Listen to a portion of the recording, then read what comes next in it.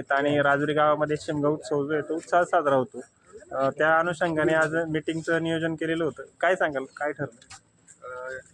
शिमगा उत्सव 3 तारखेपासून चालू होतोय आणि 8 तारखेपर्यंत आहे आणि 6 तारखेला आपली शिवजयंती आहे। तर त्या अनुषंगानं आपल्या चावडीच्या समोर तमाशाचं आयोजन केलं जातं। त्याच उपवास चालू आहे रमजानची, त्याच्यामुळं दरवर्षीप्रमाणे यंदासुद्धा त्यांच्यात कम्युनिकेशन व्यवस्थित राहून कोणताही गैरप्रकार घडू नये आणि जे शांततेनं आतापर्यंत काही समारोप किंवा धार्मिक कार्यक्रम शांततेनं पार पडलेले आहेत, हीच प्रथा यापुढेही अशी अखंडित चालू राहावी त्याच उद्देशाने ही मीटिंग घेण्यात आलेली आहे। मीटिंगमध्ये सर्व म्हणजे मुस्लिम बांधव आणि हिंदू बांधव यांच्या सर्व सूचना लक्षात घेतलेल्या आहेत आणि त्याप्रमाणे नियोजन केलं। या ठिकाणी दरवर्षीच शिमगा उत्सव किंवा हे एकत्रित जे आहे ते दोन्ही समाजाचे सण येत असतात आणि दरवर्षीच्या परंपरेनुसारच का यावर्षी काही चेंज झाले, काही बदल झाले?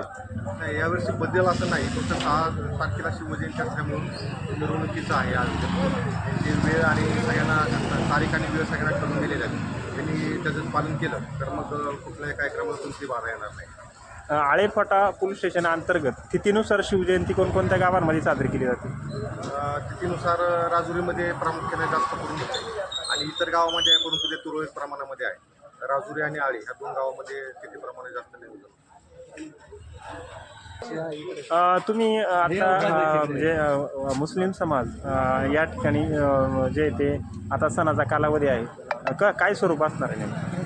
दरवर्षीप्रमाणे रमजान महिना चालू झाला आहे, 7 उपास पूर्ण झाले तर रुटीननुसार आपण संध्याकाळी 6:30च्या वेळेस आपला उपास सोडायचा कार्यक्रम होतो। त्यानंतर 8:15 ते 10:30 वाजेपर्यंत नमाजीचा कार्यक्रम होता, यामध्ये कुराण पठणाचा कार्यक्रम असतो आणि सिनेमाने 1 महिनाभर पूर्ण चालू असतो। हा जो कार्यक्रम आहे हा रुटीनप्रमाणे किती म्हणजे महिनाभर हा कालावधी किती आहे, काय सांगा? पूर्ण 1 महिन्याचा कालावधी आहे। पूर्ण 1 महिन्याभर तिथं कुराण पठण करावं लागतं, त्या हिशोबाने रोजचं नियोजन केलं असतं ते, त्या हिशोबाने कार्यक्रम होतो साजरा केला जातोय। तुम्ही मीटिंगमध्ये आज ज्येष्ठ सभासद आहात, काय सांगा शिमग्याचं उत्सवाचं नियोजन कसं असतं? शिमग्याची हल्ली परंपरा आहे, त्या गावच्या पहिल्यापासून हल्ली परंपरा ती पुढे आजही चालू आहे, ती चालू ठेवलेली आहे। फक्त टायमिंगमध्ये थोडंसं होतं मागे पुढे, आता ॲडजस्ट करावं लागतं परिस्थितीनुसार, पण ते एवढं नाही का, पण ती परंपरा काय ठेवली, रोजाने ठेवली, आम्ही ठेवली आणि पुढच्या पिढीने ठेवणार। या परंपरेमध्ये नेमकं काय होतं, काय काय कार्यक्रमांचं नियोजन असतं? शिमग्या तमाशा हा झालाच पाहिजे, हा पहिल्यापासूनचा नियम आहे, इथला गावचा परंपरा आहे आणि ती परंपरा रूढी आणि रिवाज आपला पाळला पाहिजे। यावर्षी तमाशा किती दिवस आहे? 6 दिवस आहे। 6 दिवस। होळीचं जे ते या ठिकाणी किती दिवस होळी असते? होळी जास्त दिवस जे ते असते या गावामध्ये, काय परंपरा आहे? होळी पेटवल्यापासून पंचमीपर्यंत असते। 5 दिवस या गावामध्ये होळी होती। ईद वाढली तर एका दिवस वाढतो तिच्यात।